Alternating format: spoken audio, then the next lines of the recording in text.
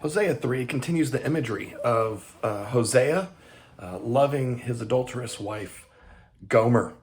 In this instance, Gomer has run off. She has been sleeping around. She has become the slave of a man.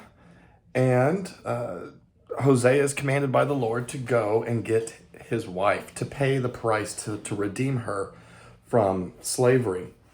And so it is, he walks into the town square to see his wife, likely nude, likely other men in the community who have slept with her, gazing at her, mocking Hosea perhaps. Her own master doesn't want her any longer. And you might be wondering, who is there left to love her? Well, Hosea is saying, I will love you, Gomer. I will be gracious to you, set my love upon you, and redeem you. So he steps up and he pays the price. He says, I want my wife, and I will pay what it takes. So he pays the price of a slave, 15 shekels of silver, a homer and a half of barley. And upon doing so, now she is his property. She is his slave.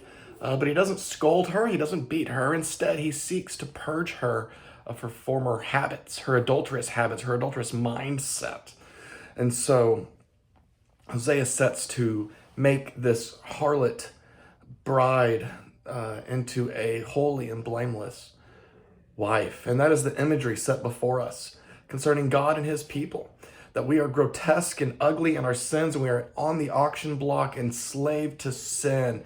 And Jesus Christ steps up and says, I will pay the price, not of shekels and barley, but I will pay the price of my life, because I love you and I am faithful to you, and I will see you through to the end, and I will purge you of your sinfulness, and I will make you the pure, blameless bride. It is the amazing love of God on display in Hosea 3.